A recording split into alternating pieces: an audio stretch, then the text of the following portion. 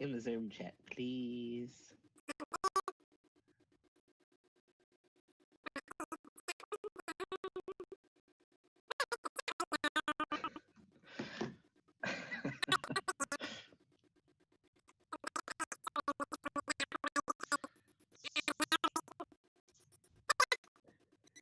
Great.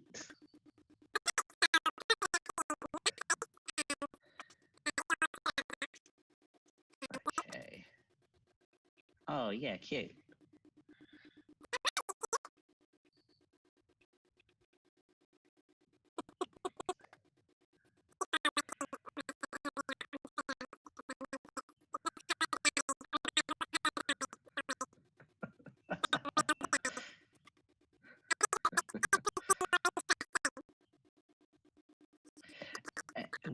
Would it become the only formal greeting that we're allowed to use for anyone?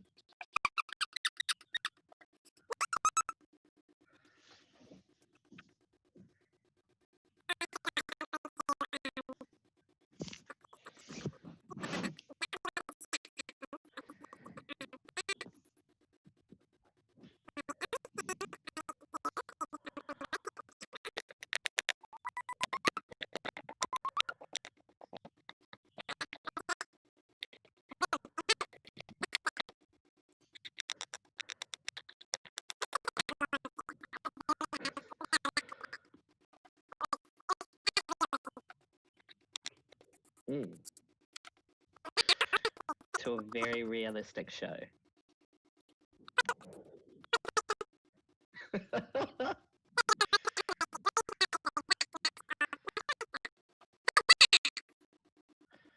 Fantastic. What are you going to be drawing today?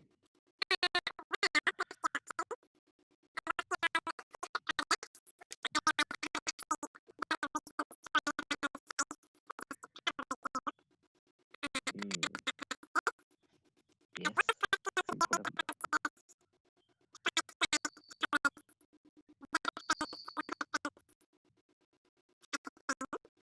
Mm.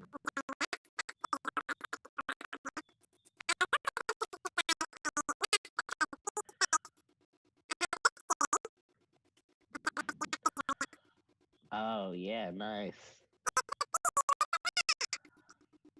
Oh, no, wait. The live stream is behind. So in about 10 seconds, I'll be like, oh, that's so cute.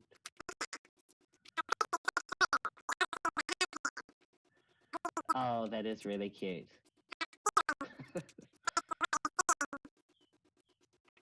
I'm up to the bee. The masked bee. It's very sweet.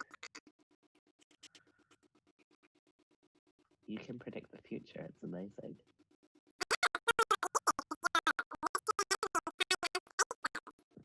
Mm.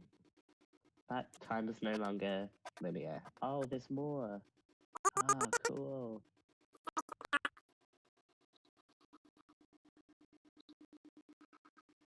Oh.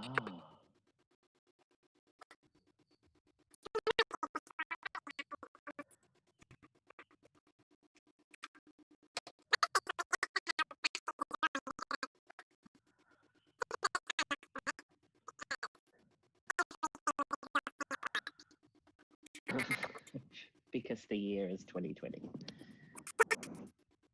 That's all that needs to be said.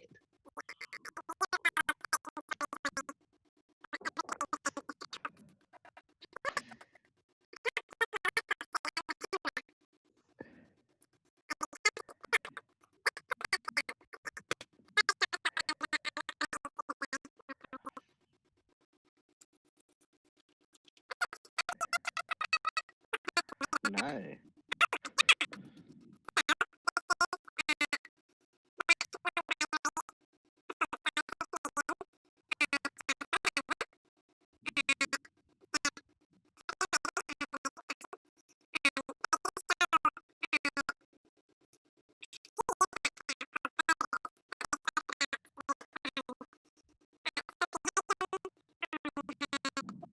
Oh, I love Sophie Hagen.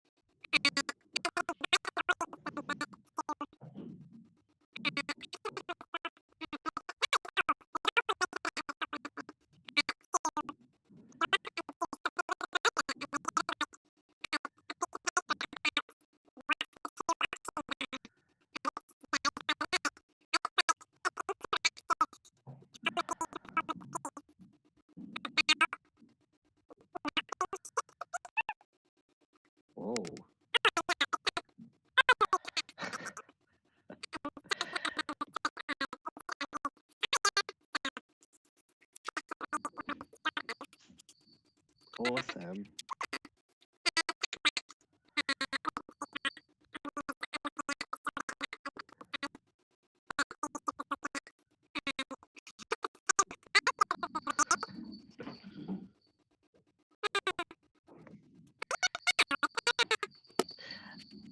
There are some very playful kittens this morning.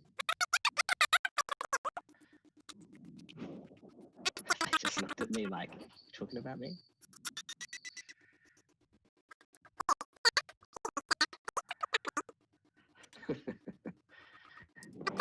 they're actually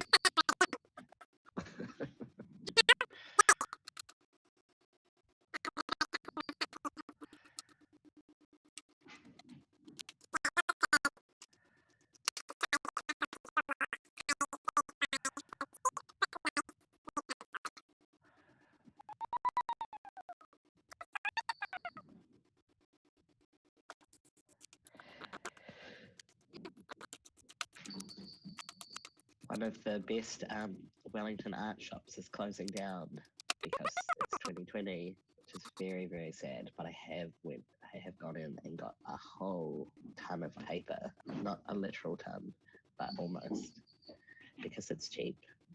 And I'm very pleased about saving money, but I'm very sad about closing down art shops.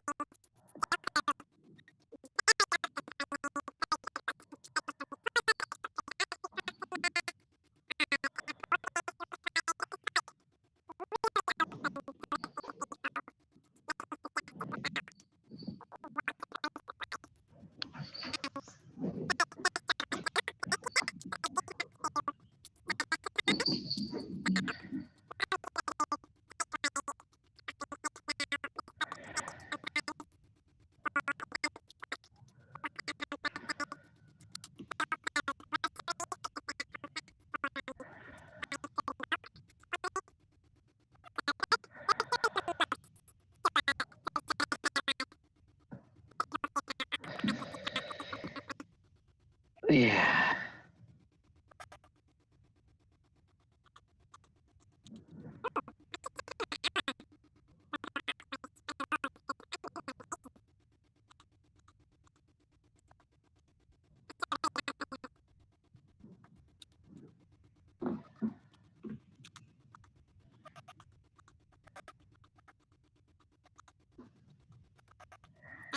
Have you got a constellation mug?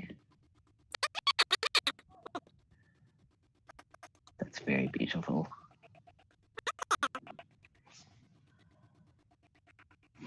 And very gay.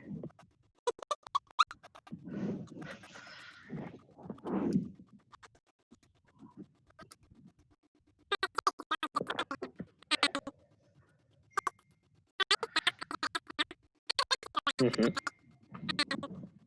It's actually, because it's kind of upside down, it's how we see Orion's belt as well, so it's the right way up for me.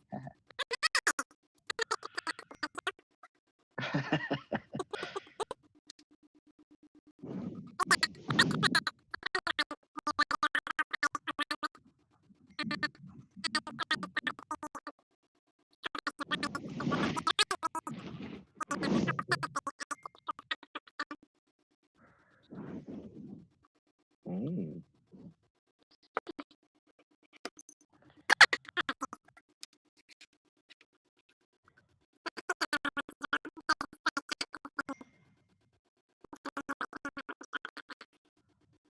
Cool. I have a friend who, wherever he goes, orange cats seem to adopt him. It's happened about 3 times now. And they've all been orange. I don't know what that says about him and or the universe, or I think it's a good sign when a cat kind of wanders into your house and says, "Hello, you seem very nice."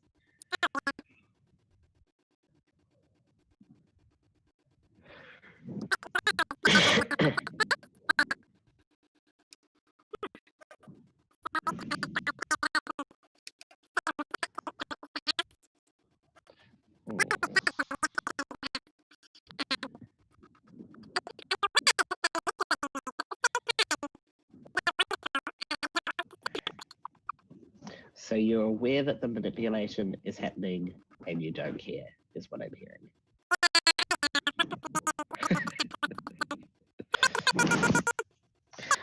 I mean, I think cat manipulation is the best kind of manipulation, and maybe the only allowed kind of manipulation, actually, because cats are great.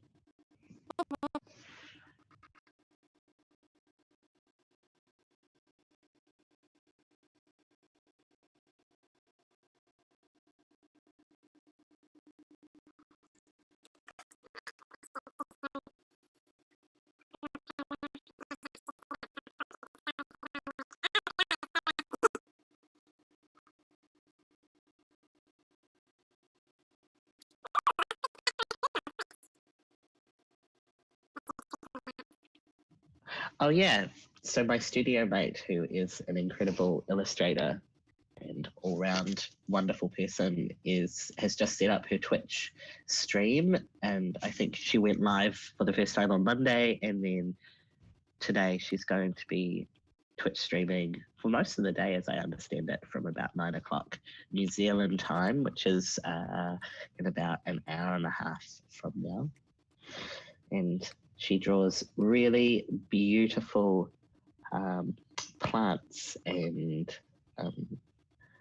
other gorgeous things, as well as kind of trash creatures like raccoons and snakes. And we had a long discussion about whether an alligator was a trash creature, and I decided for myself I'm on team yes, because alligators live in the sewer, and sewers are essentially human trash. So therefore, it is a trash creature. But there is still some debate out there. It's unclear. But I'm team trash. But yeah, Pippa has been an absolute. She helped me find the studio that we're both in now, and is just a wonderful, kind, and talented person. And it's very nice to find community that kind of understands how hard it is to be an artist under capitalism and trying to make things work and create things that you love and that align with your values, but also be able to eat, which is a tricky thing. So I feel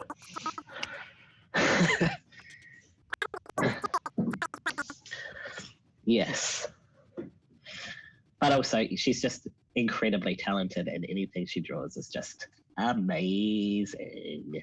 And I'm very jealous. Sometimes I see her working on stuff in the studio, and I'm just like, how dare you be so talented? That's very upsetting.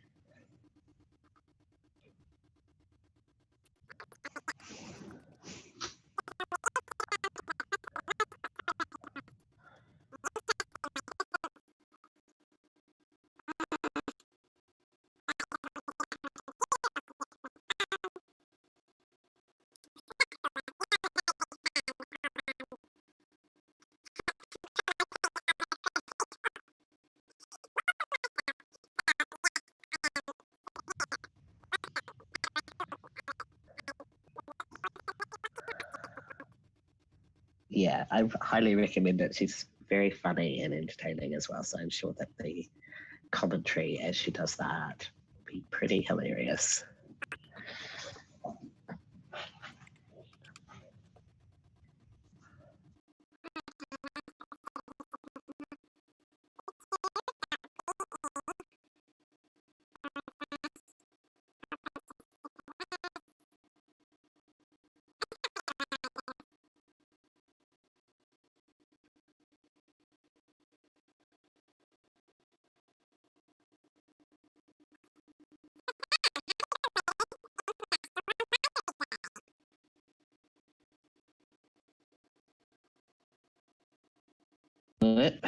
Sorry, I had myself on mute because I was typing.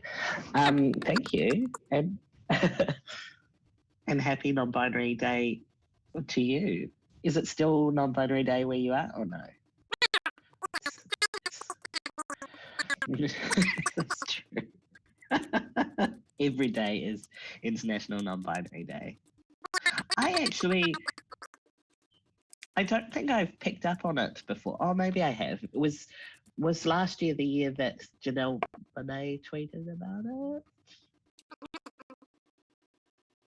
It feels right. Oh, cool. Yes, yes.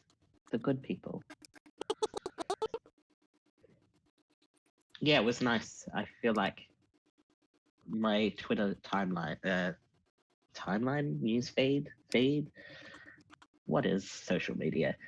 Got filled up with beautiful pictures of people being happy and being themselves, and that's so nice.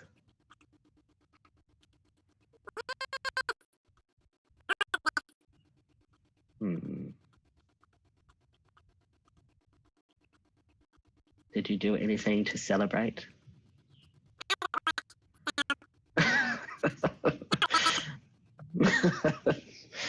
Cried.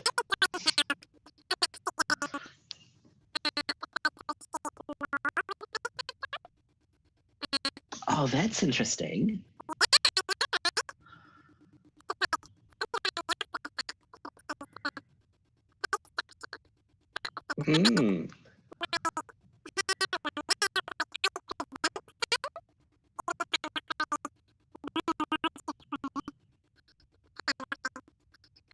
Huh.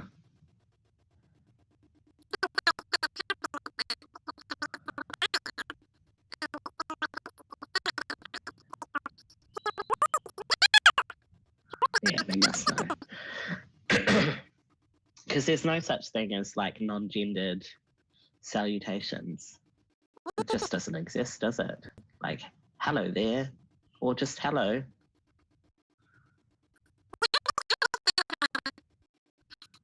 Yeah.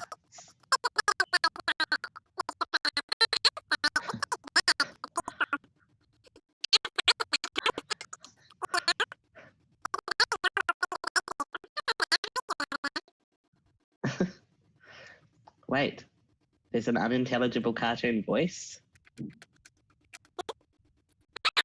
So says the chat.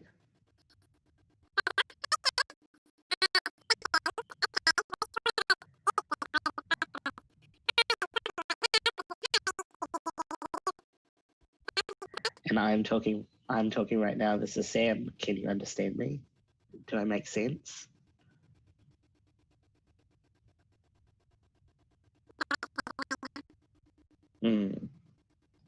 Oh dear.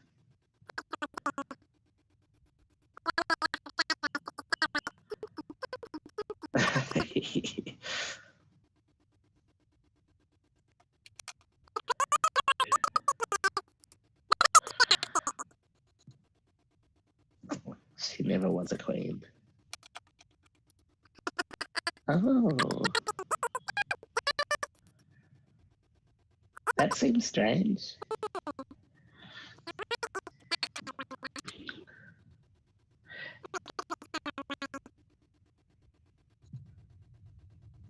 She never was a queen.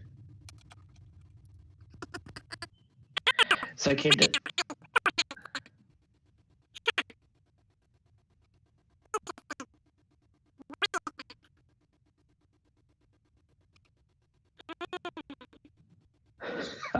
I don't know what full hamster means.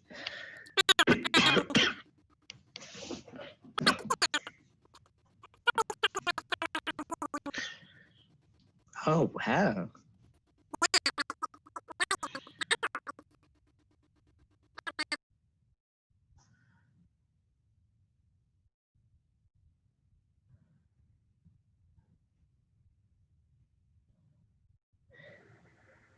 From Blue Snowball. Hello, Candice. Thank you so much for picking that up. Harry Ann is doing some things to make her voice less like a hamster. Indeed. How do I sound now? I say, doing the opposite of normal and going slightly deep for no reason. Maybe that will counter the cartoon voice, and then you'll sound like your own voice. Is that working, Candace? Is it working? Do I sound like Nicole Byer? I would love that. No, I probably don't. Do you know Nicole Byer, Sam?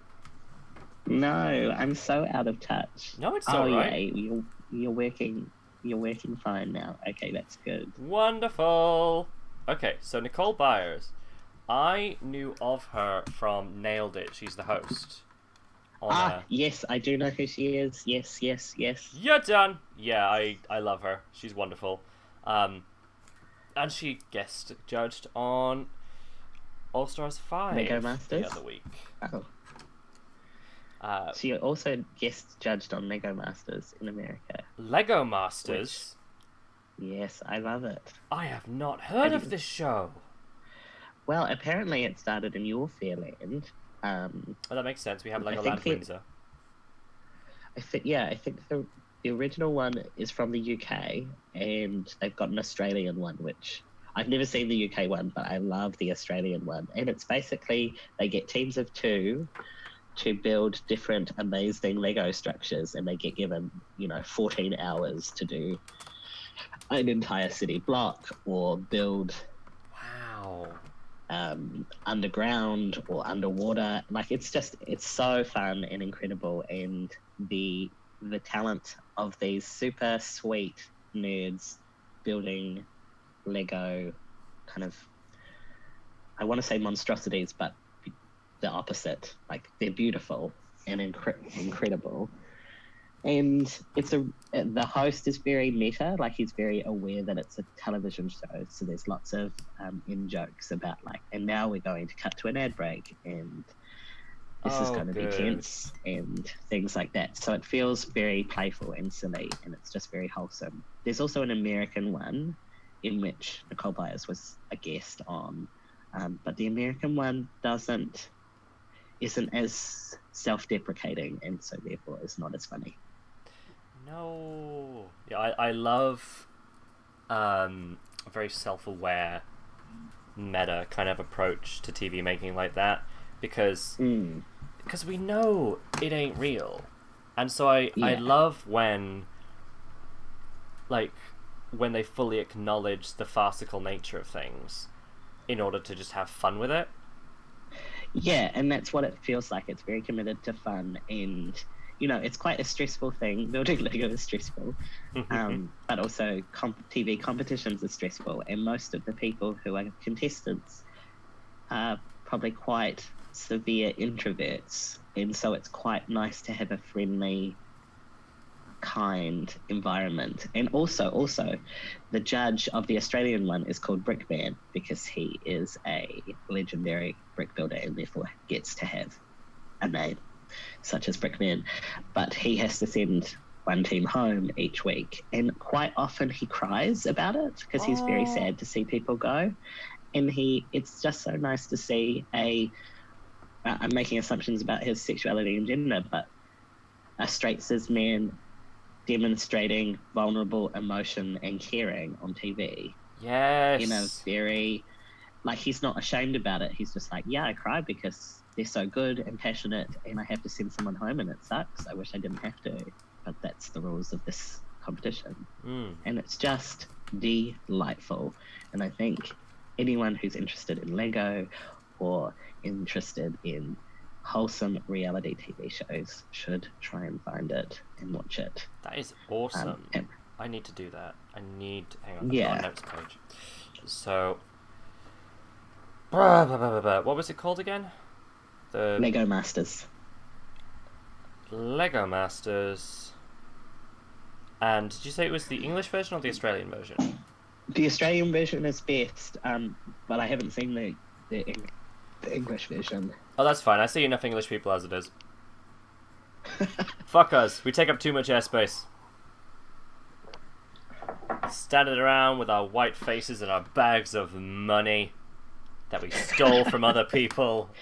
We don't need more airtime. But please fund the BBC with a TV license.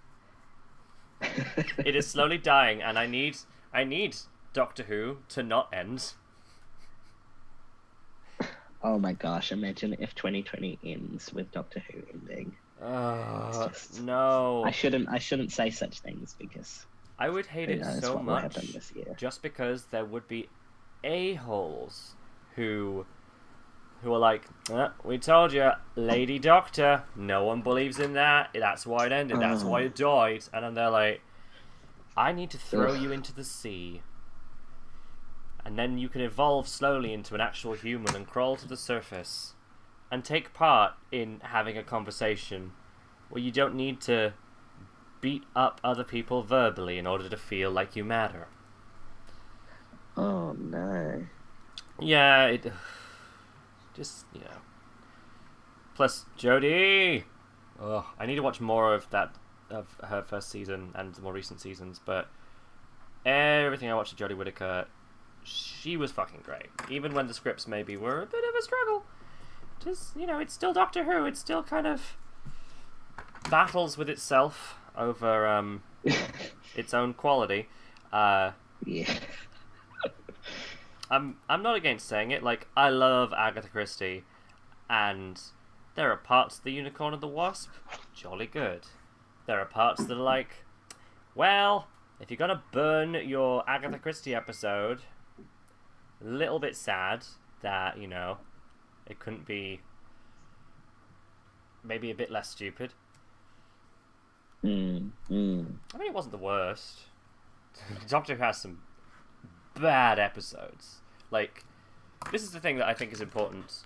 And you get this in, like, the Supernatural fandom and a lot of fandoms, actually, where the episodes really vary. And you're like, look, guys, it's okay to not be perfect all of the time. Look at this show that we love so very much.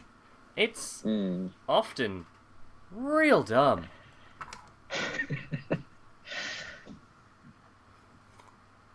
There was an episode of Doctor Who called In the Forest of the Night, and, like, that season had many great episodes, and then two that were just bad.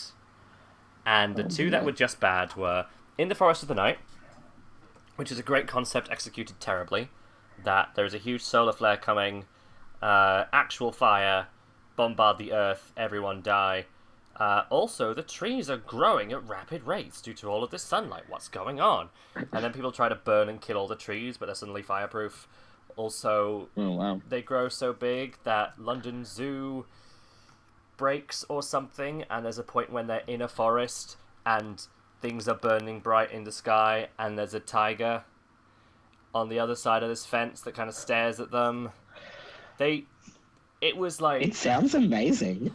It's more the episode was incredibly dumb, and magical autism was a big thing. I don't know if you're familiar with this trope. No, I don't know what that means. Oh god, it happens in a lot of things, especially horror movies, where the child who is clearly like has learning difficulties or some kind of neuroatypicality. There we go. That was the word I was actually looking for. Some kind of neuroatypicality basically has superpowers or is really vulnerable to being possessed.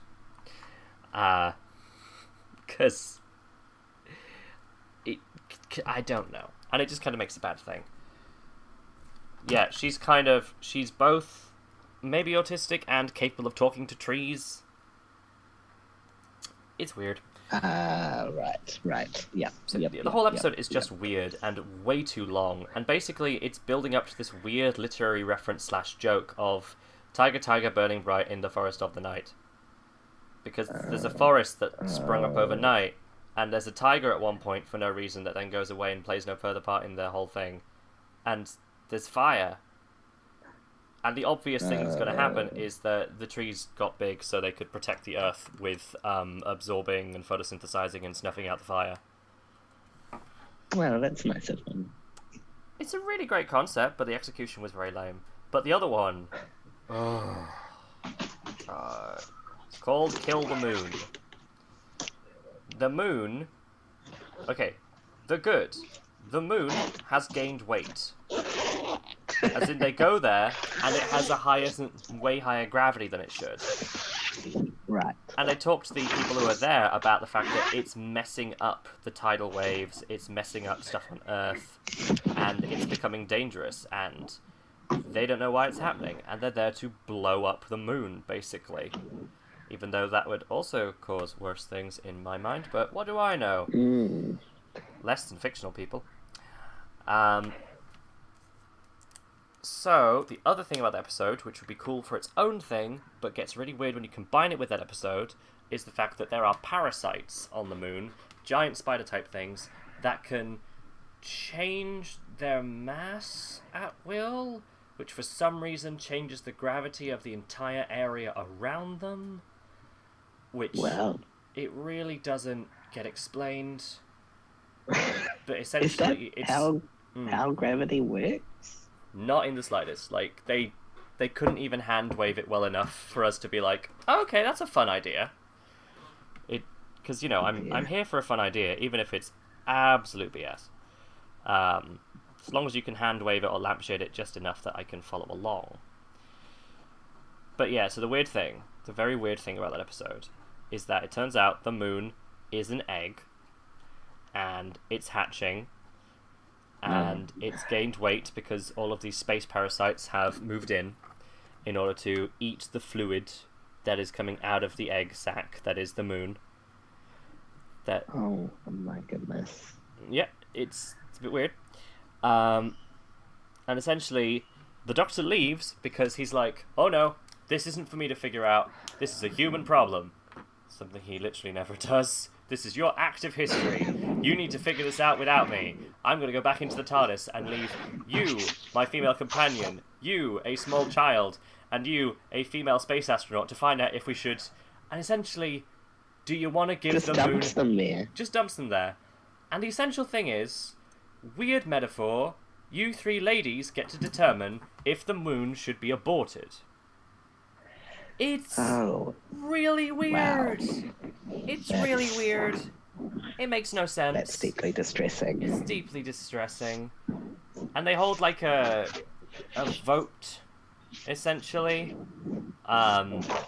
with the Earth, telling them to keep their lights on if they want to kill the moon, and turn their lights off if they don't.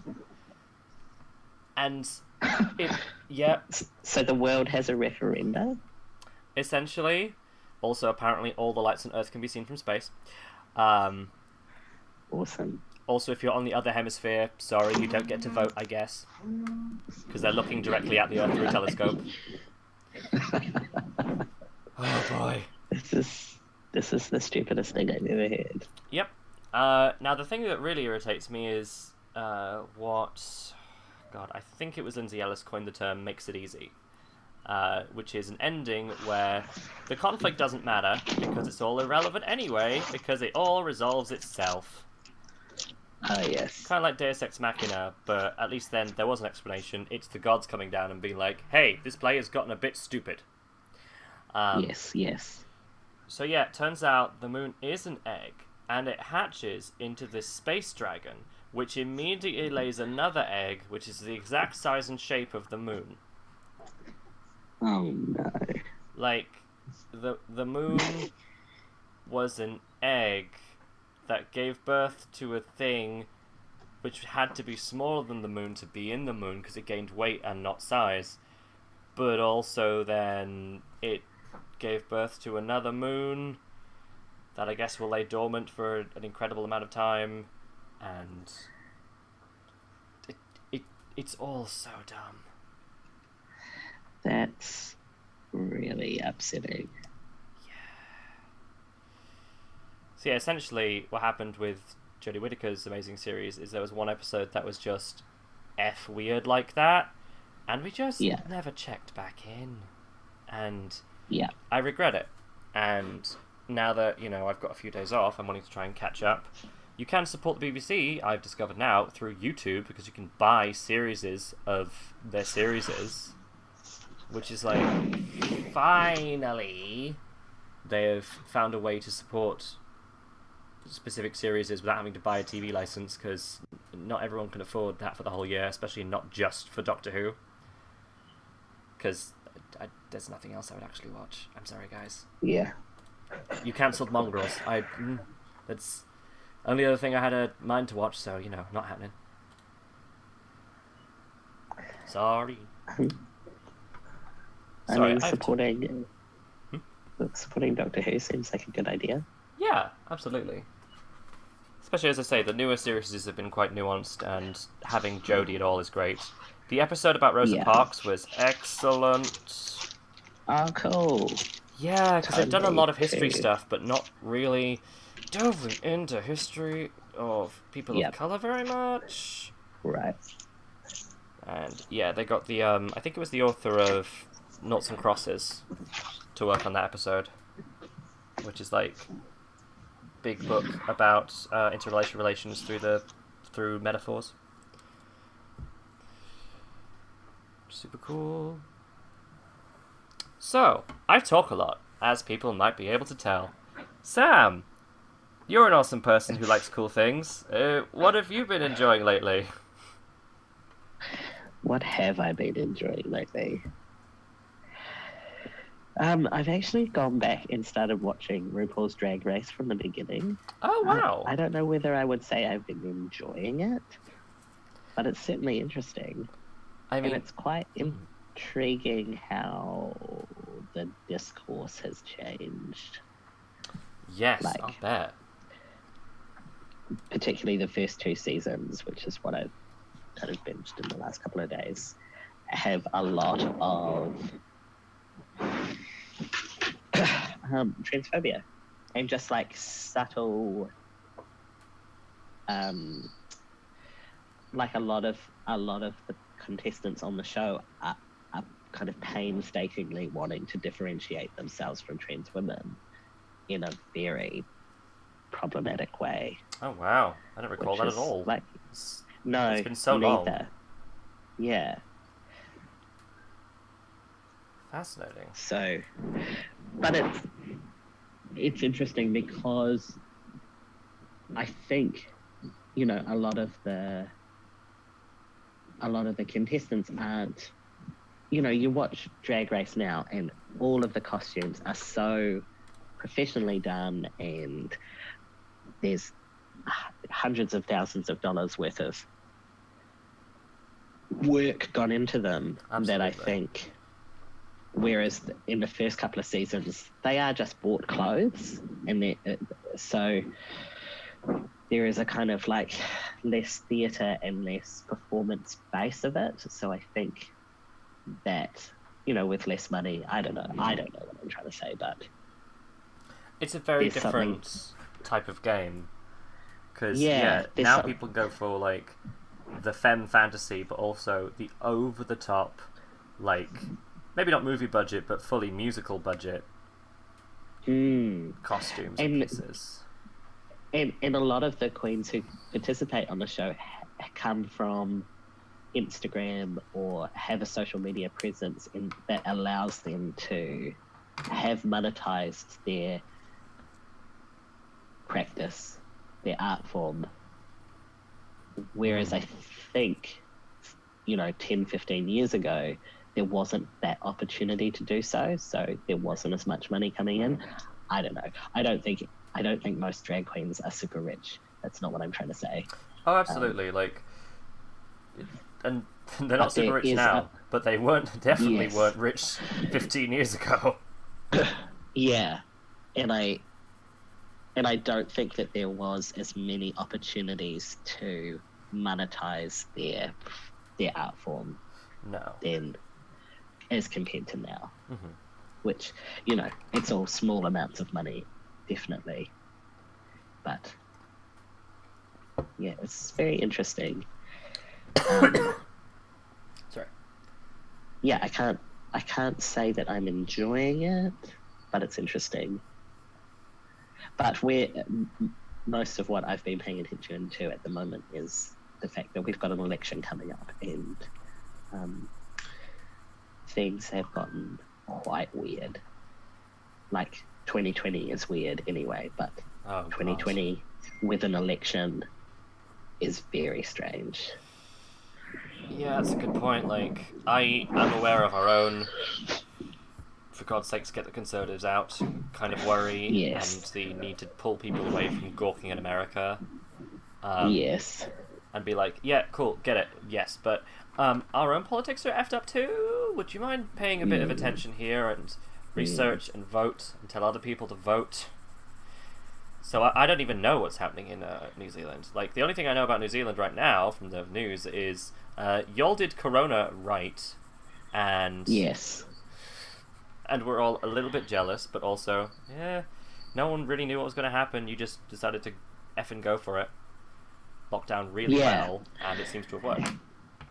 Yeah, and the reason why we went for it is because we don't have a robust enough health system that it would have got overwhelmed really, really fast. So we kind of needed to do that, and we were in a lucky enough position that we could see it coming, whereas most places, particularly in Europe, didn't see it coming. It was already there by the time it had hit. Fair enough, of course. But yeah, it seems like we're still having the similar debates that other countries are having of like capitalism. We have to keep going, and it's like, well, you don't. We won't have capitalism if there's no people, because we've made the system up. So it's a very strange time, and as lucky and kind of pleased about how successful New Zealand has been, there's also a lot of people who are really angry about how much we had to shut down, and that we should open the borders now, and things like that. And particularly that's become politicized in an election year, which is very strange and hard to deal with personally. But we'll see. Hopefully we don't go back to a more conservative government. In fact, hopefully we have a greener government is my preference, but we will see. That would be lovely. I mean, there's a lot of stuff about New Zealand that is hugely important on the world stage that doesn't really get that much attention. Like how much the film industry has created this weird hold on the New Zealand filmmaking industry, and not allowing people to what's the word? I vaguely remember this now, and it's kind of losing my mind. It started with Peter Jackson's The Hobbit, and now a lot of filming is being done in New Zealand because a lot of the people that you would hire for film work aren't allowed to negotiate. That's it, negotiate their wages. Yes. It turns out that Peter Jackson is Sauron. Which I think is the theme for the year, you know. J.K. Rowling is... J.K. Rowling is Voldemort. Peter Jackson is Sauron. I mean... I think people's... particularly in New Zealand, the film industry, like, we have some amazingly talented people, but we've created this system that's basically busted up the union and created really unfair and unsustainable working conditions for these artists, and it's really devastating when people put profit before people. And I think we're seeing that with Corona as well in lots of ways. So yes. Yeah. I'm trying to think of something nice that I've been watching. There are no segues in hell, Sam. Yeah, mostly I've been watching a lot of like murder mysteries and murder documentaries, which I think I probably should. Like, I saw that Avatar has been put on Netflix, and I probably should just go and rewatch that because that would be nice. And I still haven't watched all of She-Ra, which I need to do. Oh my god, because Sam! Oh. I stopped after season 2 because I just wasn't feeling it. I think because I really wanted it to be as good as Steven, and I just it just wasn't at that stage. But I've talked to friends, and they're like, there's a couple of seasons, particularly towards the end, that get really, really good. So, see, this is the interesting thing about Steven Universe and She-Ra and Avatar, is that there was a want when initially pitched for it to be a certain type of show, and the creators wrote in it being a different type of show, but starting out that way, and that they could move along, especially with Steven Universe, because season 1 was very much fight of the week. It was, we find a new corrupted gem, not that we know that's what they are yet, and fight them, bubble them, power of friendship, day is saved. And it took a long time for it to get, like, teach shitty space family about not being TERFs. Like, whoa! And how to heal from trauma. Yeah, like, and fair enough, it takes a big leap to get from there. And yeah, according to an interview with Rebecca Sugar, at first they wanted Fight of the Week with no continuity, and they just buried the seeds of continuity. And later they wanted, now we want continuous story, because the winds have shifted. The word on the breeze is, Mary Poppins has sent us a letter saying, time for continuous story arc now. I don't know how they figure these things out. It's funny. When I first started watching Korra, I had to stop. I only got through like the first half of season 1 of Korra, and then was like, oh, this isn't for me. I don't like it. I wish I could like it, but I don't. And then I went back and watched it, and I loved it. And I think because I knew what it was when I was coming into it the second time around, and therefore was able to kind of stick with it enough to along its changes as it kind of progressed and got a bit deeper. But I definitely kind of came in on it thinking it would be as good as the last season of Avatar. And the first season of it is not quite there. Particularly, there's some weird misogyny that goes on. And I think actually Korra suffers from a little bit of weird misogyny the whole way through, but manages to override that with the Korrasami stuff. But yes, I look forward to getting back into She-Ra. I got a little bit worried about watching the season with the gender character. Oh, Double Trouble. Double Trouble. Just because I feel sensitive about that trope about, oh, you can change genders, you're a bit gender confusing, therefore you must be bad. Yes. And, sorry, go ahead. I will say my thing after you say your thing. I don't want to spoil. Yeah, I know that it's a bit more complex than that, but I just, it's like, actually, my heart can't deal with this currently going in, even if I know that they're going to undo some of that stuff.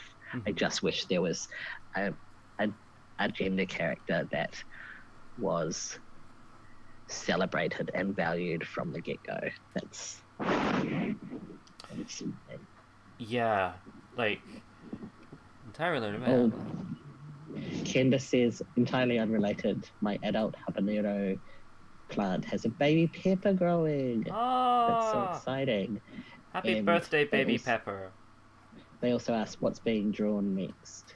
Oh, I am. Yeah, we didn't comment.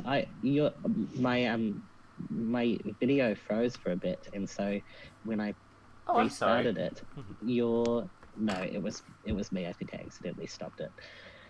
But we didn't properly celebrate your beautiful avatar because that looked so good. Oh, thank you.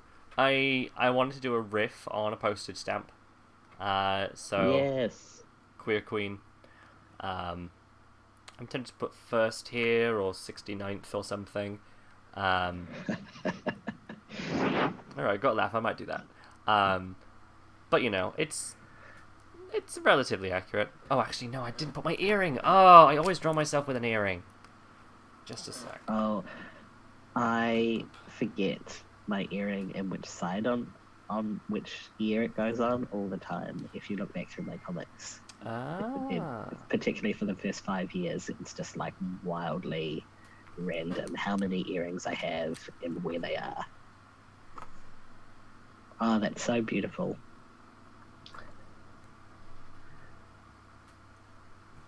There we go. I felt like underdeveloped ear.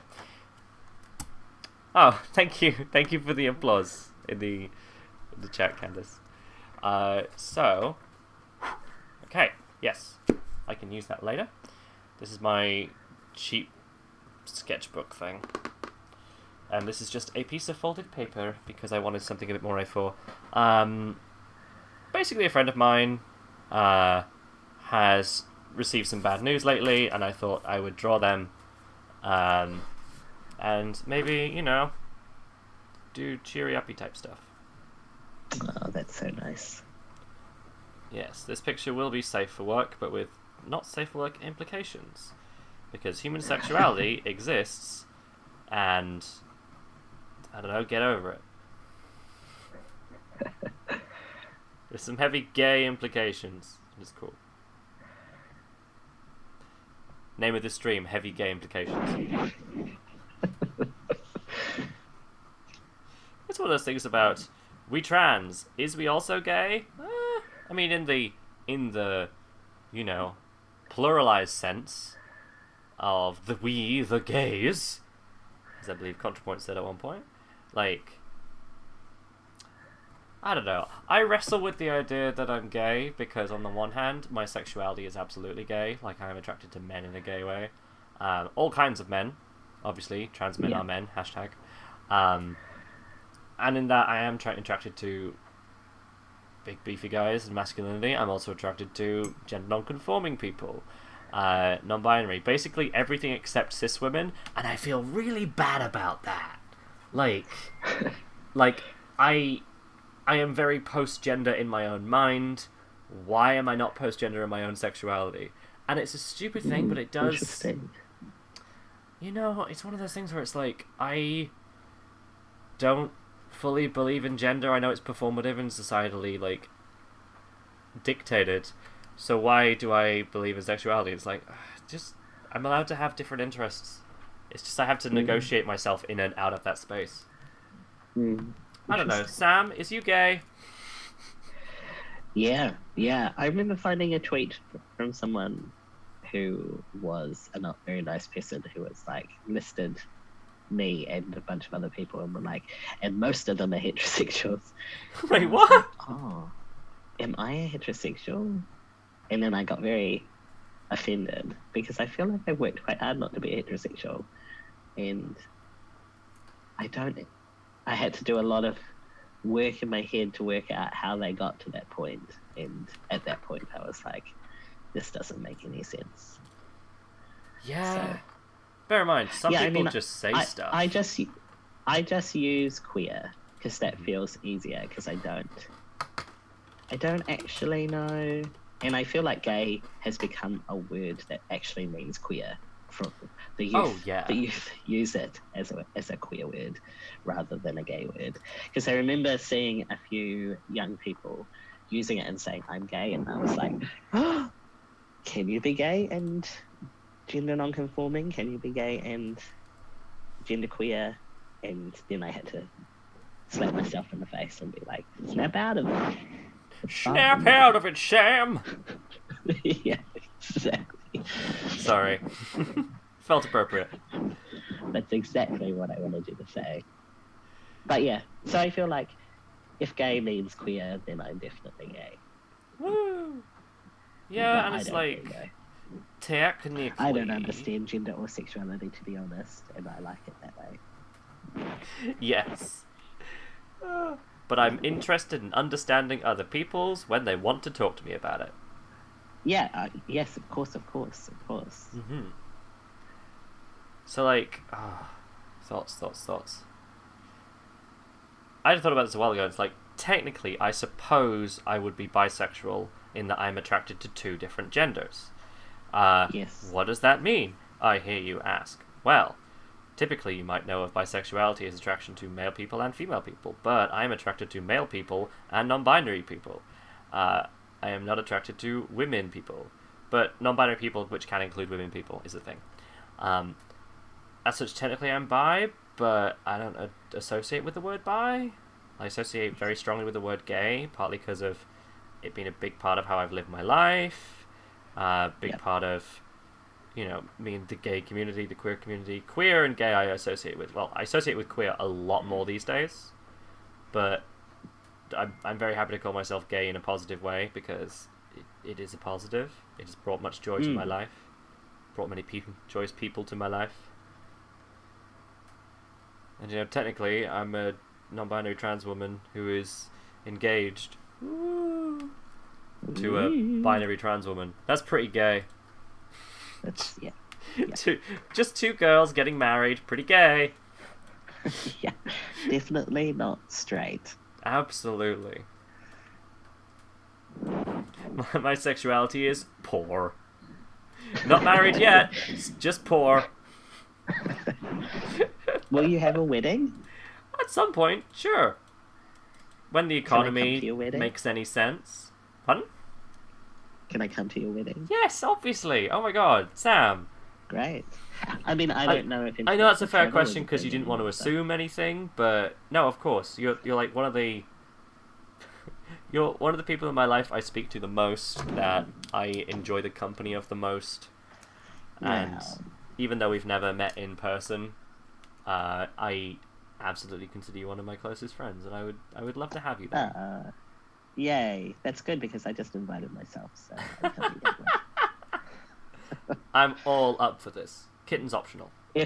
I don't know if we're ever allowed to leave our lands again, but if it happens, That's a good and point. it's not... When we're allowed to leave the house and have friends and make s'mores over a roasting fire over the bones of the patriarchs, then then would be a good time for a wedding. Yes. It actually would be, though. Oh, yeah. Welcome to day 1 of post-revolution. Today's theme is gay weddings everywhere. So gay, much wedding. Let's start this off. First off, Queen Latifah and Lady Gaga, who've been at it for years in secret. Okay, now it's a fanfic. But you see my point. Well, speaking of which, have you... I don't know if you're a Gaga fan, but I have very much enjoyed her new album. Yeah, same. It has a really nice kind of high camp quality of it. I haven't listened to it enough to know all the words, but I've had it on the background a few times and really enjoyed it. And I really liked that meme about Chromatica 2. Oh my god. The most weirdly niche meme that works so well. Candace, if you don't know, there's like 3 orchestral tracks in Chromatica. Well, Chromatica 1, Chromatica 2, Chromatica 3. And the transition from the song Chromatica 2 into 911 is a bop, it is a slap, it is the other words that the kids use to describe music being good. And I don't know those. I'm 29. I'm still young, right? 29? And well, compared to me, you are very young. It's the weird thing when you're like a trans elder, because you have been transitioning for 5 years, and so therefore you're elder to so many people, even people who you are younger than. Yes. It's that weird thing of being like, kind of a trans elder locally, I guess. Really weird. Yes. Yeah. We're all young Candace, compared to turning Methuselah. 40? Hmm? Oh, that's... Candace is turning 40 this year. Oh my god! That's so cool. Are you going to have a party? I'm turning 36 in the next couple of... maybe next week? I think next week. And I realised the other day that I've been telling everyone that I'm 36 for the last year, and I'm not. I'm 35. Genuinely, this is what happens when people ask like how old Gwen is. I have to go into my head and be like, okay, so I was born in 1991. I have had my birthday, which means if I go to 2021 and work my way backwards, it means that I'm 29. Gwen is this many years older than me. Has she had her birthday yet? Gwen, is this old? Like, I do so much stupid head math. It's hard. Maths is hard. Well, it's also that for years I didn't really advertise my own birthday.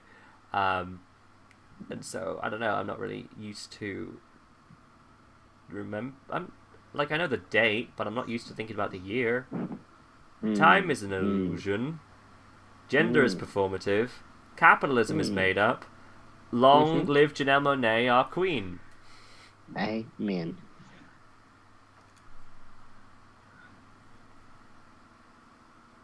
What was I talking about? Oh yeah, Chromatica. Yeah, I'm just really glad that an album that upbeat and dancey happened near the beginning of quarantine, because oh my god, I needed some uplifting music to get me through some of this shit. And it has been like how there. Animal Crossing came out. Yes! Right at the start. Well, for New Zealand of lockdown. And it was just very helpful for many people who have Switches. Yeah, I even really contemplated ordering a Switch just so I could play Animal Crossing. I did it. I caved. Saved the money. Like, I bought an iPad Pro instead, which is much more expensive than I... Oh, but really there is work on also. that. Yes.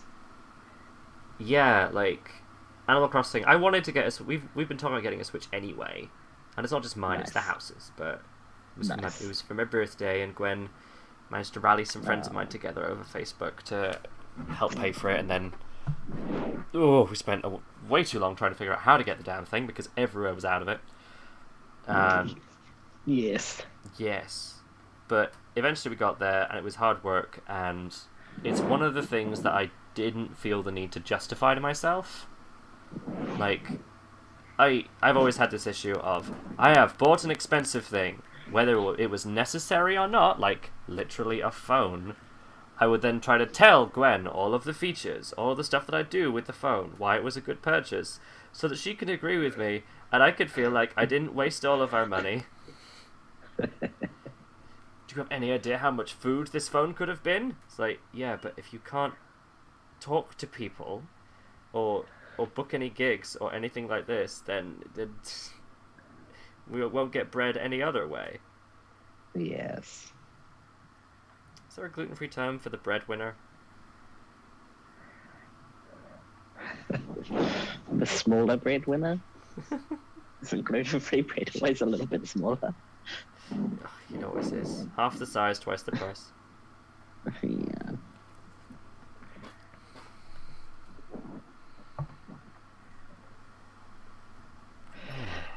Hard times. Thank you for talking with me despite how tired you are, by the way, because I realise I go on a lot. It's probably not that easy this early in the morning. No, it's good. The sun has risen now, so it's pretty nice. Sun has risen. The vampires are dead. Let's begin our art. What have you been working on lately? Oh boy, I had a really good meeting about a secret project this afternoon. Ooh. I know, right? Oh my god. The one who brings home the vegan bacon, I suppose. Yeah, that was really good. I should be able to talk about that in a couple of weeks. Can you give us some words, like 3 words that won't give it away, but tell us what it's about? Tab, Maybe the 3 Kimpton Anthology. Oh! Yeah. Very exciting. Man, Tab's been pumping out those anthologies quite a lot lately. That's so good. I'm really happy for him, because like he's been doing the most. Like,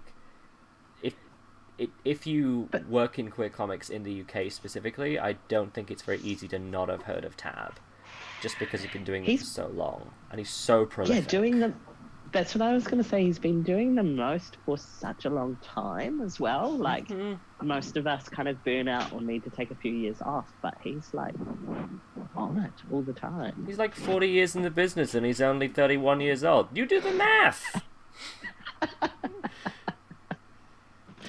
I think that's a Jinx Monsoon joke, I apologise. But yeah, he did a great job on, I think, Come Together was his recent European anthology. This is a long time after the Big Book of British Yaoi, and he's putting out a new one soon, and I'm not working with that one, but I am working on the one after it, which is related to the topics of it. Ooh, and I'm very excited about that. Good. Yeah. What else? Oh god. Nothing that's on the horizon is Sextories finally coming out in English. Can I show you the book cover? No, it's utterly filthy. Damn it, YouTube. I'm that's exciting. I'm so gay I'm demonetized anyway, but you know. I need that on a shirt, so gay I'm demonetized. Like, I want to fully own that. Yeah, I feel like it works beyond YouTube as well, just like under capitalism. Absolutely. Like here's the thing. My brain parts. Damn it, it's the wrong type of harness. Sorry, I have a reference picture, but I needed a body reference picture, so I looked one of those up.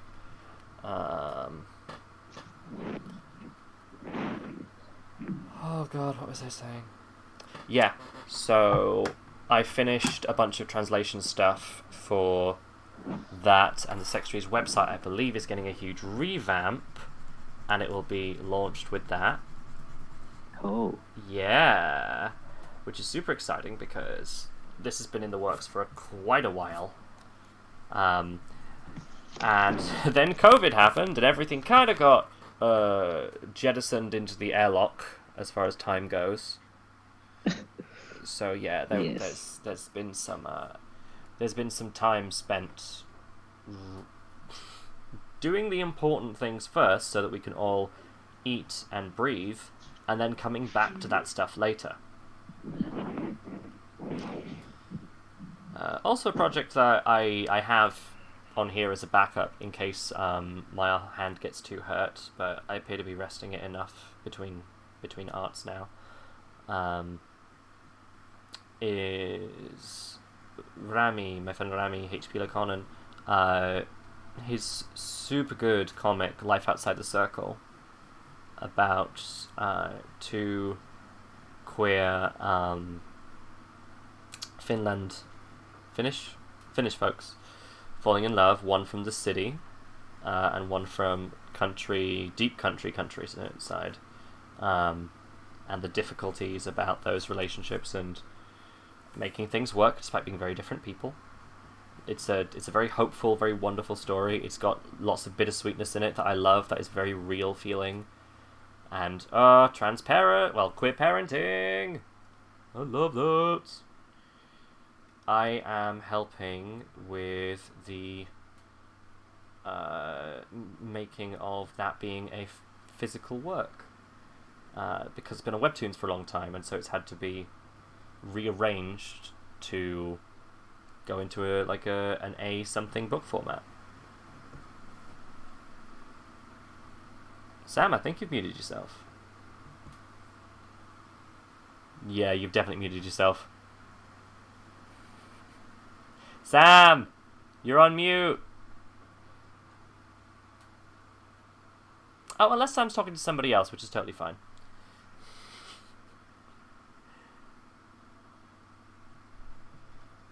I suppose Sam is watching this on the YouTube, which means there is a delay. God, it's always hard to make this bit of the hand not skinny and still correct. Like, the muscle is here, but really not here. Maybe if I just move it a bit further up and lie.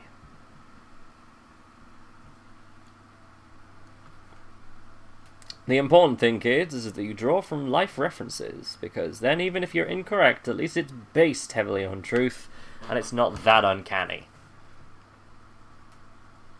I'm probably just going to shrink this.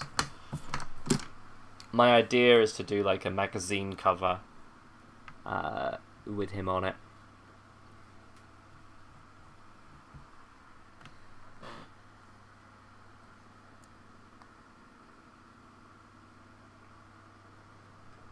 Thank you. Yes, tapering.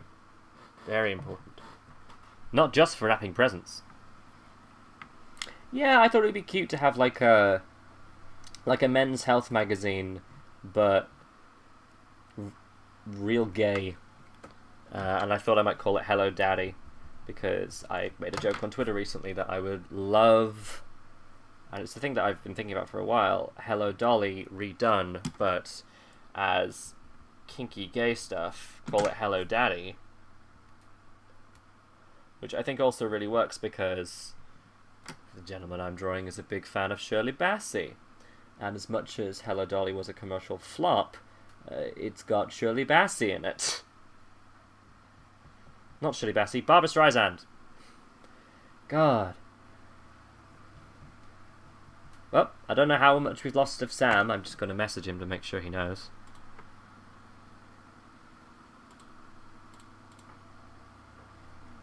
Pop out. Oh, sorry, just tapping out for a bit. Oh, that's... Wait. Yeah, that's fine. That's fine. Okay. In that case, it's just you and me now, folks. Hello. Welcome to Harry's late night radio program. Wasn't late night before because Sam was here from a different time zone.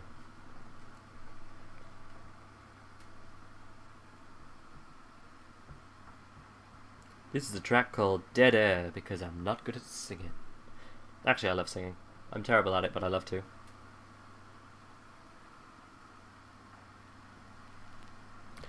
Oh, yeah. Like, having to sell Hello Daddy to the Hello Dolly fans would be difficult.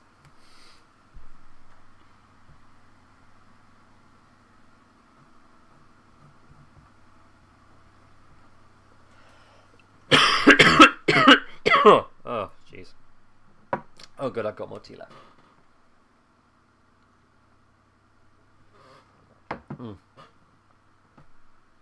See, this is what I do every time, is I go way too detailed on some elements. I actually really like the face here.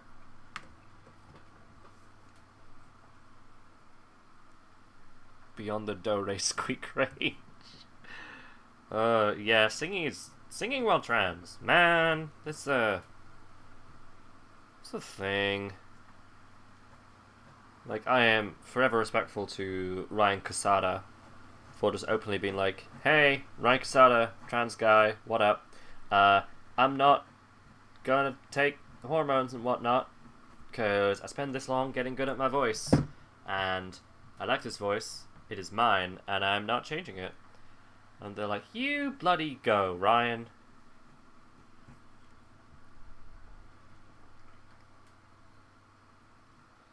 Also, like, Ryan Casada liked one of my comics on Instagram, unprovoked, and I was like, what the hell is happening? It was very interesting and weird. Well, Ryan, or one of Ryan's PR people, I don't know. On the one hand, you know, he's not the biggest star in the entire planet. On the other hand, I don't think I can accept that my stuff was liked by someone I have great respect for. Now bear in mind that I like Ryan Casada, I don't know everything about Ryan Casada. If Dorian Electra liked one of my comics, I would lose my goddamn mind. I need to do some Dorian Electra fan art. Oh my god. Do we here know about Dorian Electra?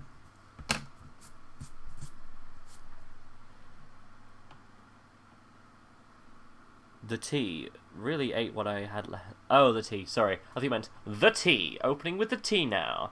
Left upper range. Ah, damn. Second puberty. I would love there to be some, like, BBC bite-sized style. BBC bite-sized style educational software, educational stuff about second puberty. Because first puberty, we got loads of stuff about that. A lot of it's wrong, but you know, we got stuff that they're using, yada yada yada. Second puberty. What about second puberty? You know? Stuff I I wish I'd known more about of. Stuff that, to a large degree, is not very intense and I'm fine with. Like, oh my god. I wish someone could have explained to me tit pain. Like, there's my fucking rapper name. Tit Pain. T-Pain's feminine and chronically in-pained person. I don't think they know about second puberty with Pip. Well done, well done.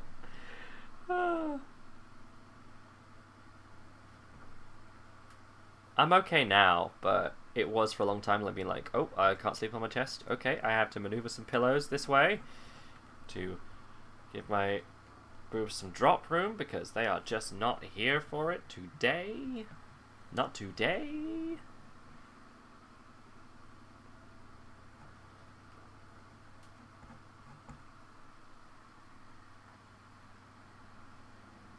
Okay, so I want...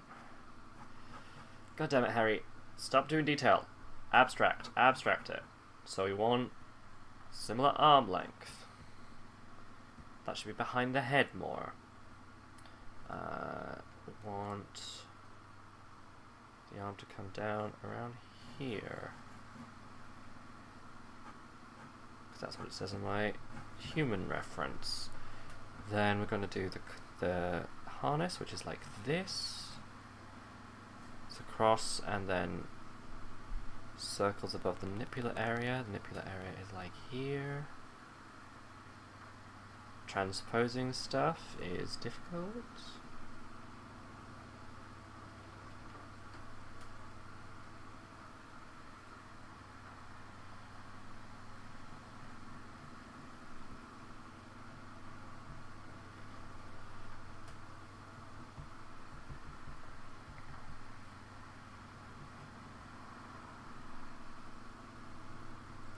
Yeah, okay, and so we're going over here and over here. Stay on. Under here. Yep, we're going to these circles. Under here. Candice, what have you been watching lately?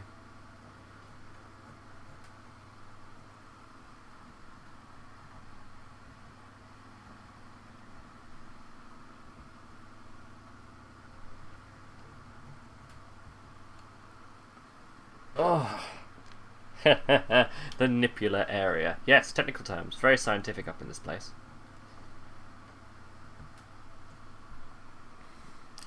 That's fair. I am enjoying a lot of YouTube at the moment. Gives me a lot of human people. I've just discovered Melina Pendulum, because I put out a while ago for more recommendations for black queer YouTubers, because I wanted to expand my knowledge base, especially in the Black Lives Matter era, because frankly the theme of Pride this year was Black Lives Matter. The theme for Pride next year should also be Black Lives Matter, and Pride, by the way, is also continuing on for at least 3 months total, because COVID ain't robbing us of shit.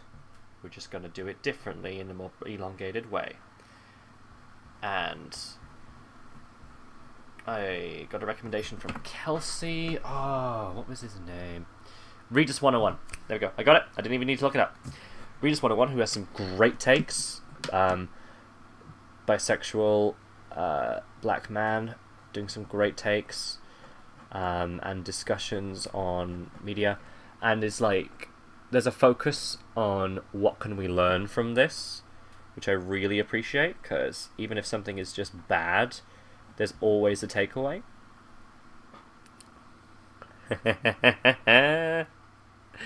Pride month, wrath month, sloth month. Yeah, like 10 sloth months I'm very here for. After all this is done, if it's ever done. And the other one's Melina Pendulum, who is black bisexual woman. Women, who is super cool. And oh boy, had some really good thoughts on the ending of She-Ra that I won't go into too heavily here, because I don't know if Sam's still listening.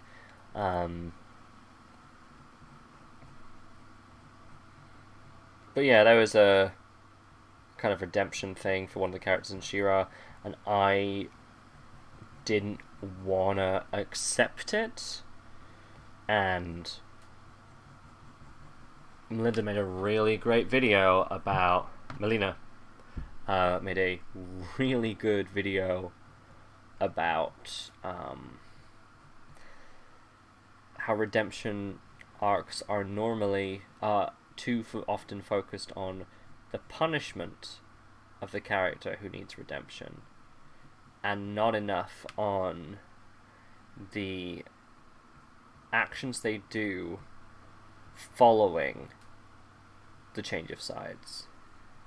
Because there's a lot of the time characters who don't do that much, but they stop being bad, and it's like, okay, that's good enough. And frequently we have the last minute redemption in movies, like the shitty parent figure, the horrible boss, who at the last minute does something that is either "I'm proud of you," blah blah blah blah, or just kind of bland, like stops being bad, doesn't do something good.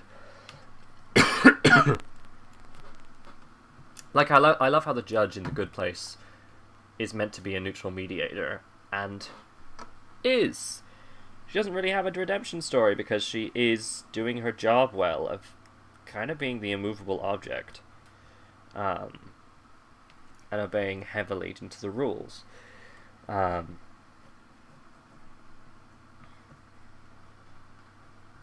yeah, this character I didn't think could.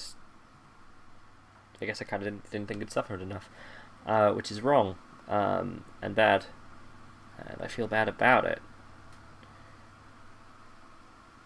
And it was pointed out that specifically people with abusers would find it difficult to do this character redemption, and I was like, ah, shit.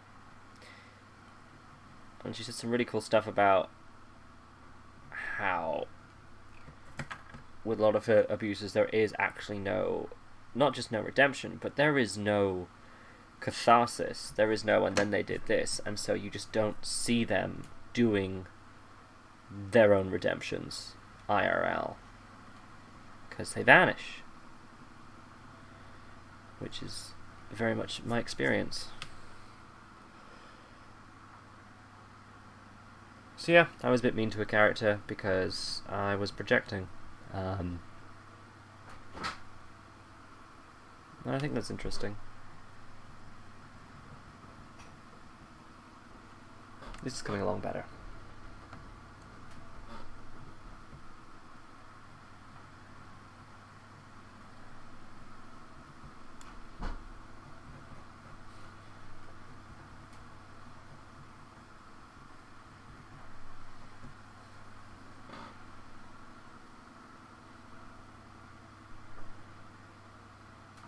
Ooh, get spooky.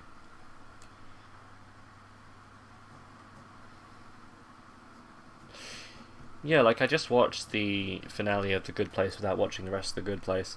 It was on. Gwen left it on, and I was like, oh my god, this is amazing, and I can't stop watching. Even though I haven't seen all those characters develop, I have seen those episodes where they are introduced and in really good writing, just solidly good writing. Damn. A very intersectional cast. And everyone's a little bit pan. Everyone's a little bit pan. So I need to watch that, but yeah, the finale of The Good Place is a lot about discussing the very nature of the purpose of heaven and hell, and with it, the entire justice system. And like, is this a system to punish people, or is it a system to rehabilitate people and give people a chance to overcome their flaws, etc.? Are there people who will never change? Are there people who will change?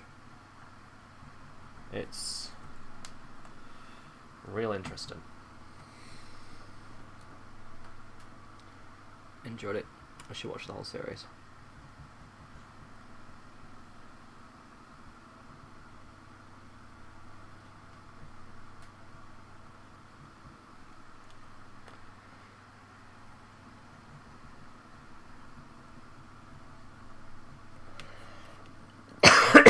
Oh, jeez, it's nearly... God. It's nearly 10.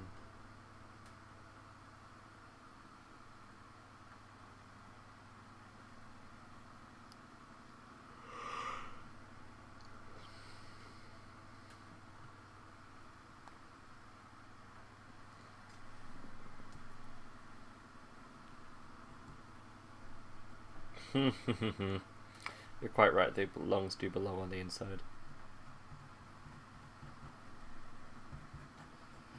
Interesting about Secret Project is I had to make a little bio for myself, and that was cool. I had to go over project successes and be like, hi, I did these things. I'm good at stuff. Please back this. That was super cool. It helped that another person in the project had written their bio already, and their bio was solid, but I could see what I could say because I've done similar things. Cleaver! Oh, shit, it's getting to 10. Okay, when it gets to 10 I stop, because we have a housemate. And I want them to be able to sleep. Because they are good people.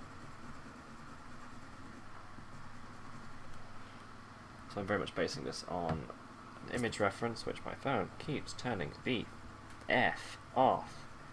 And I'm very sick of it doing that, because I'm trying to use it, god damn it. Okay. Actually, we're looking pretty great. So if I get rid of that...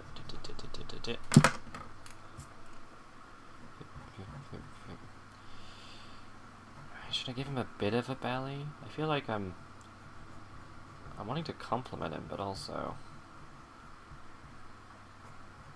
the IRL reference I'm using here, the posed reference, is very skinny person, and I feel like I want to make it more accurate. So going upwards with the navel. It happens to some people. Okay, and on the reference, they're incredibly toned, and so this line goes down. But on the reference here, the line goes more down. Here, because he does have some belly, like a normal-looking human does. Woohoo! God, he must have been fit when he did this.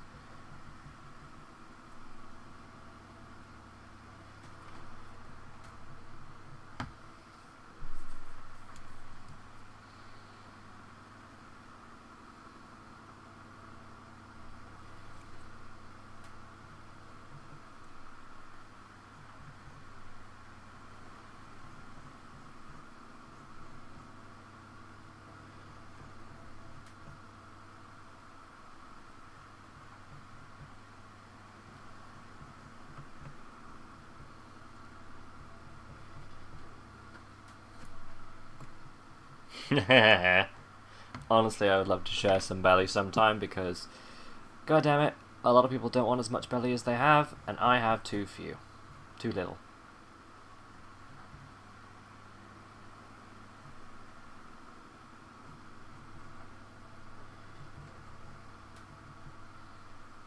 I've got everything wrong on this hat.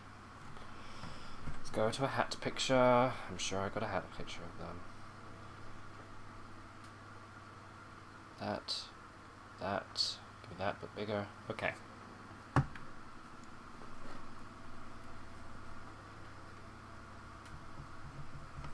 drawing from the image too much and not from the shapes.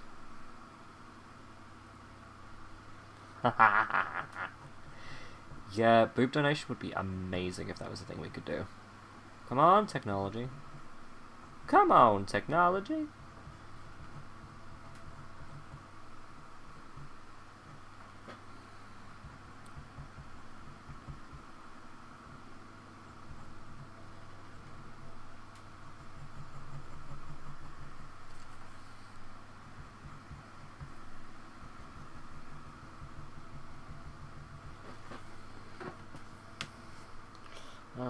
scan this. Maybe I'll ink it first.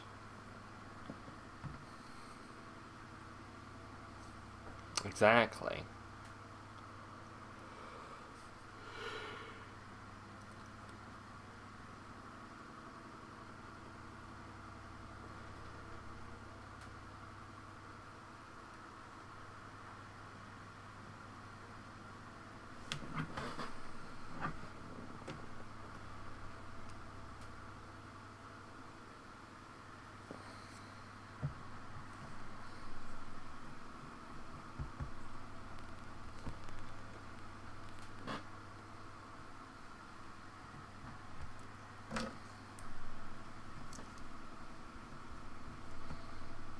Going for stupid anime eyes, but I get there. God damn it.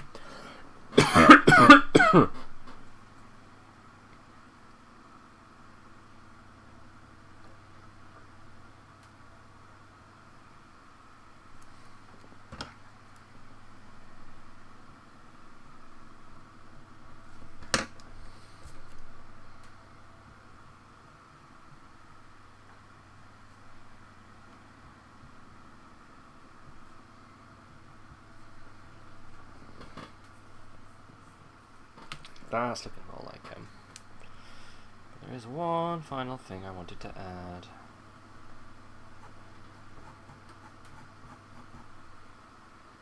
Oh yeah, me and Gwen are doing alright.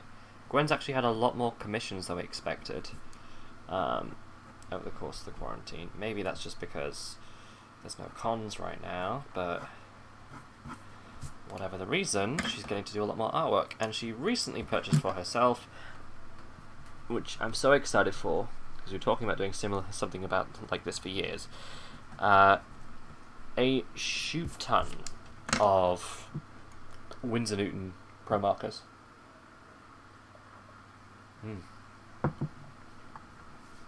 She had an eye on like a Sharpie one for a very long time that was enormous, but incredibly expensive, and she uses Winsor Newton anyway, formerly Faber-Castell, or is it the other way around? Oh god, I've forgotten now.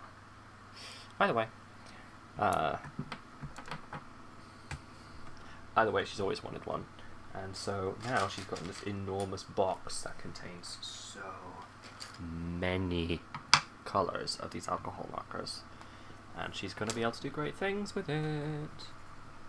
I'm very excited. For her, for the people she's going to do commissions for me to be able to see her be in her element, because there's very little I like more than seeing my partner in her element.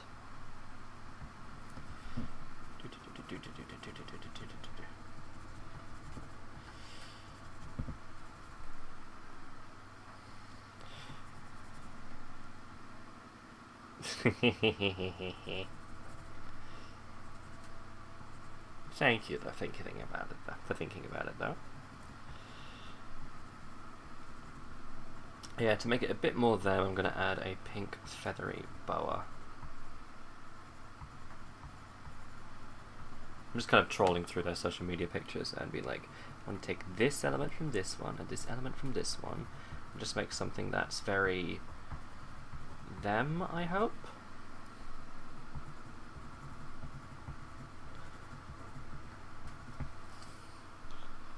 Hopefully they'll enjoy it and like it. Yeah, I think the feather boa is a nice an offset for all this dom masculinity. It's a very daddy thing. Because he also loves theatre. Oh, thank you. I'm hoping that comes across.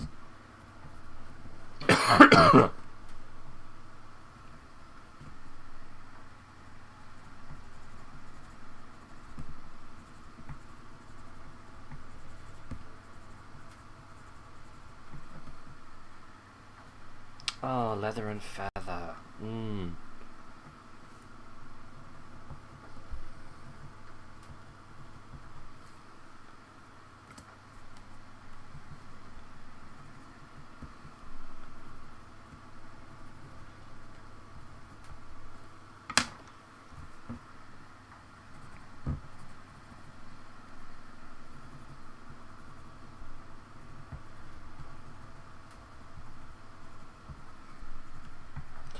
just going to take a darker pink and fill them in as well. This bit's a bit stylized, but I think feather boas are enough of a known thing that people will be able to tell what it is. That or it'll look like tinsel, but I don't mind too much, to be honest.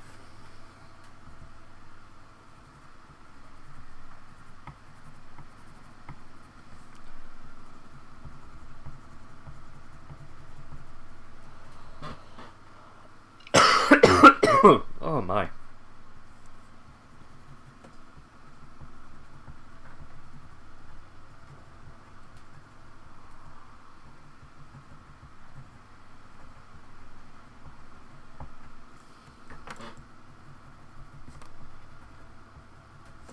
Oh. Jesus. Okay, I need to stop soon. I mean, it's about 10, so I'm nearly there. I'm just going to finish this piece. I might ink it later.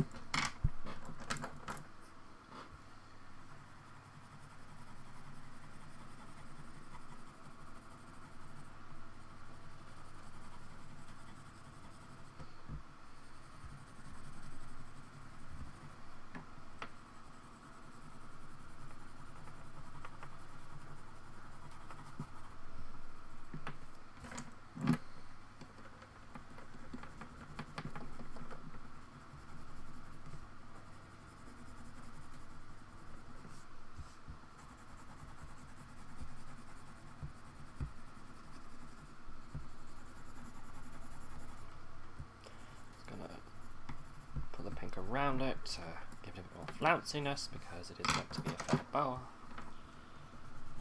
Bow or not. Shit, I'm actually really into this.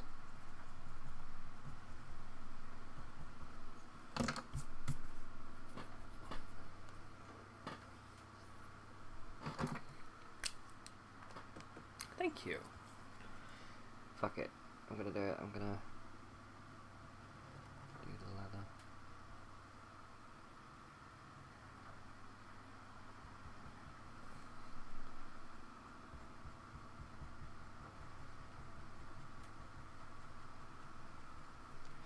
Yeah, if I just do the black parts, it's gonna look real nice.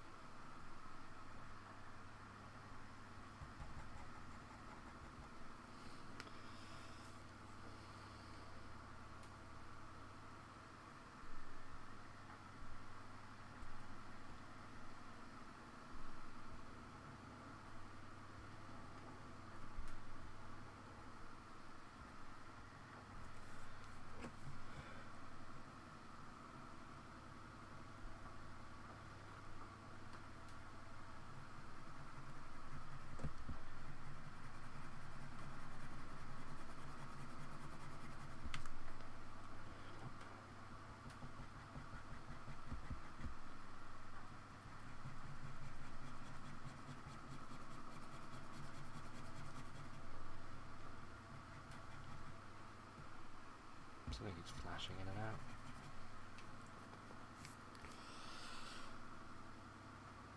Really wish I'd thought of the hat first. Sam, is that you? Hello, I'm back. Hi! Sorry about that. No, it's alright, it's good timing. I was realising it's 10 PM and I should finish up so my housemate can sleep. but I'm nearly done with this image. What do you think? I'm just trying to load the YouTube. Oh wow, you've done so much. This is so good. Oh, thank you. I love the feather boa. Thank you. I was just telling... we have a Sam. Yay. I was just saying that I've kind of cobbled this together from a few different pictures.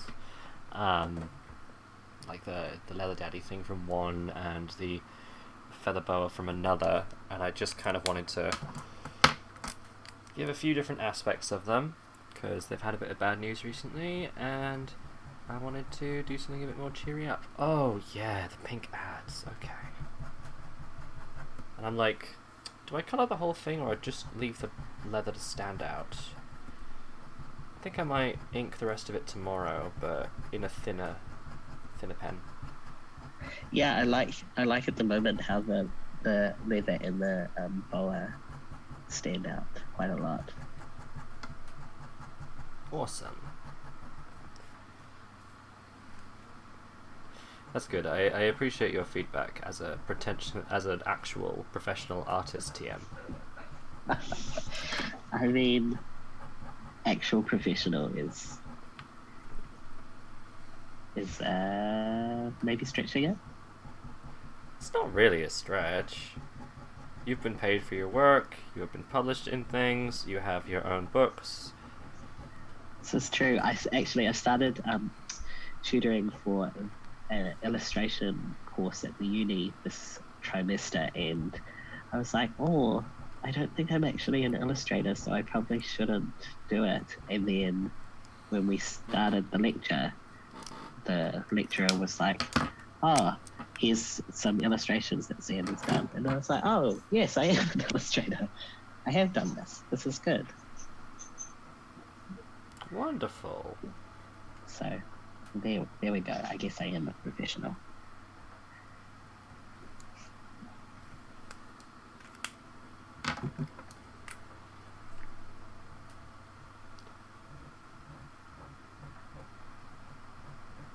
It's so nice watching your art come alive. Oh, thank you. Or do you mean just like your art, like the pejorative you, like everyone? No, you. Oh. You, Harry Ann. Thank you. Like, when I tapped out for a bit, I think it was just the pencil sketches, and I think you had only actually just drawn the top half. Yes, and now it's a fully formed, muscled person. Thank you. Leather and feather. Oh, that's so nice. That one goes entirely to Candace in the chat. They thought of an awesome piece of phrasing, and I'm using it. Because Candace, you're the best. It true. So speaks Sam, professional. Therefore, it must be true. Accept our praises. Do it. Submit.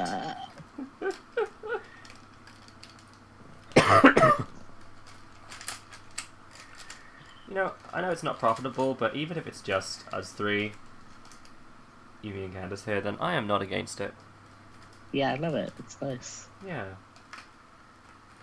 Ooh, I'm actually meeting up with a friend tomorrow, which is like, what? It's been so long. My friend James is moving to the area potentially, doing a house viewing, and they asked on one of our little trans groups how people feel about this part of Leeds that I live in. And I was like, oh, I live there. It's really good. Oh my god. and so we started talking about like the bits of it that are trans friendly, and like how there are some real good folks at specific medical places here. And so in order to show them a bit of the area, they're going to do their house viewing, and then I'm going to meet them afterwards. Just nice. Show them around a little. Oh god, I can tell I'm getting more confident because I've decided to ink it, despite the fact that normally I never want to ink it, because that's when everything falls apart. But honestly, if I'm just doing a quick little bit of extra detail like this, rather than trying to do everything in the world and add more detail by inking rather than just subtract some of the extra pencil stuff, it's going a lot better. I want a good curve on that ass.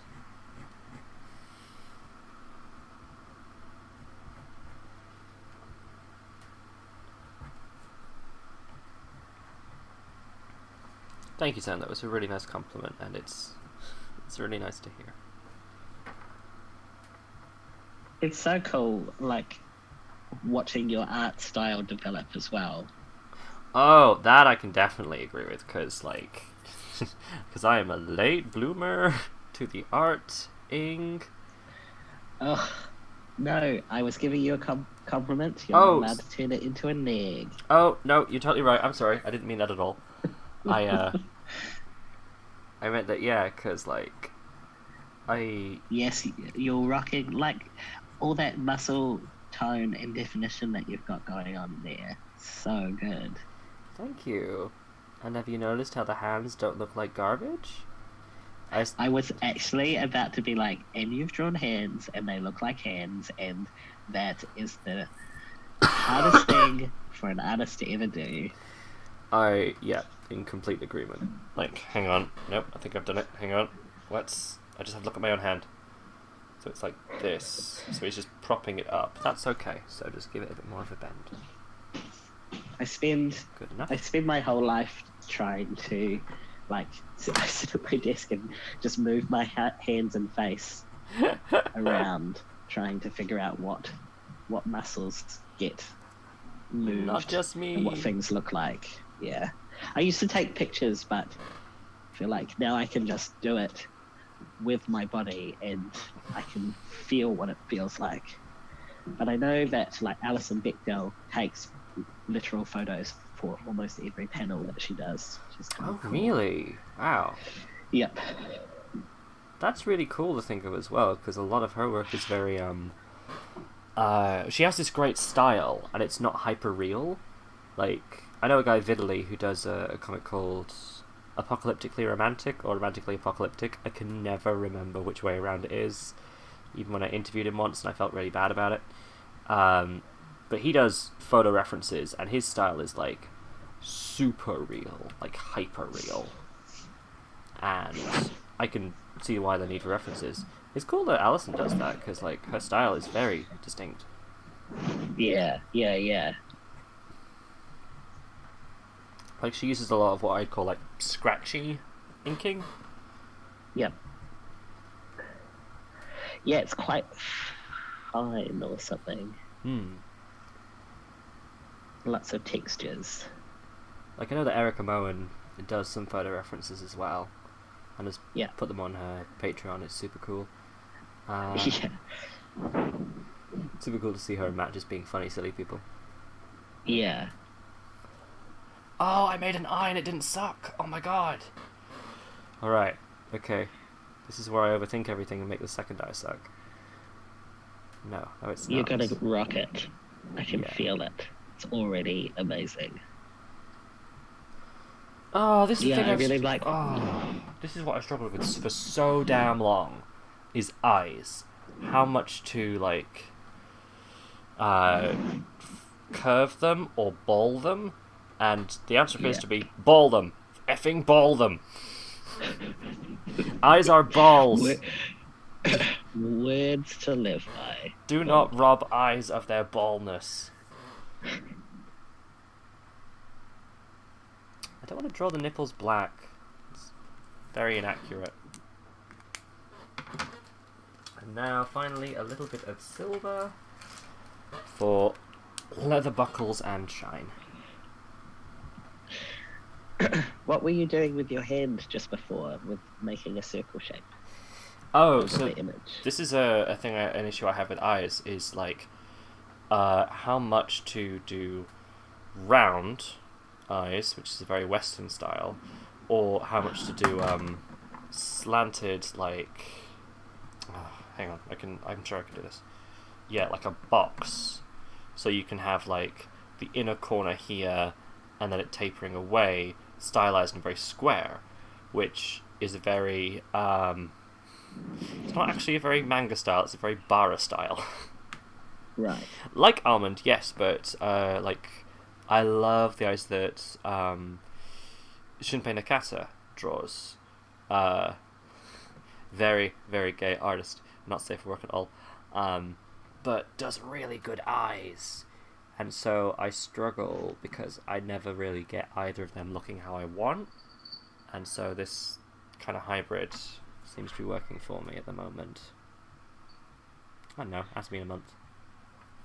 Nice, nice. I hear the kitties. He's like, can you give me more food? But you've got all the food.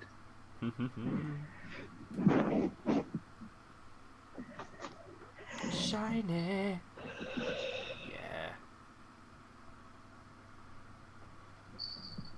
Let's just make sure I get these rivets as they are on the reference.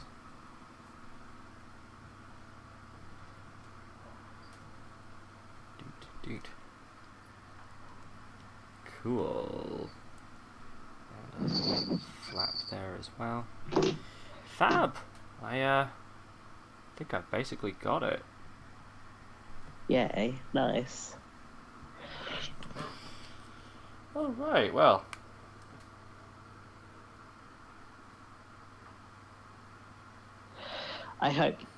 I hope that we can do this again sometime. And Yeah. if I figure out how to make my camera work and have a good setup for showing off what I'm doing, then that would be cool too.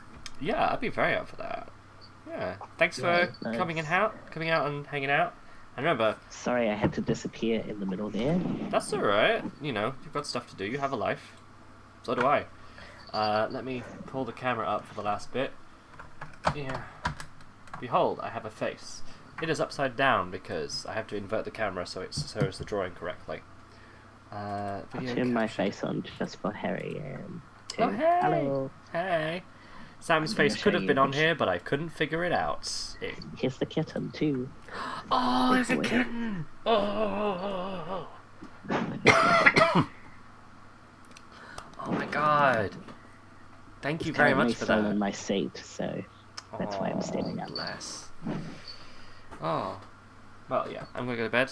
Thank you, everybody, for joining. Thank you, Sam, for joining me and being excellent company. Anytime. It's so lovely to talk to you. I'm glad that we can use the internet to catch up. Absolutely. And remember, like and subscribe to Melina Pendulum, because she's super cool and does awesome pop culture review type stuff from a queer black perspective. Yes. I'm not trying to become a YouTuber, so just enjoy other people. I don't care. Yes. All right. We will see you soon. Hopefully. Bye. Good luck with taking the cat to the vet. Thank you. I'm looking forward to it because it feels like I'm committing to an action that is positive, Yes. but not like letting my very Onerous. soft heart steal all of my money. Yes. Yes. Very good. All right. See you next time. Have a lovely sleep. You too. Have a lovely morning. Have a great day. Yeah. Yes.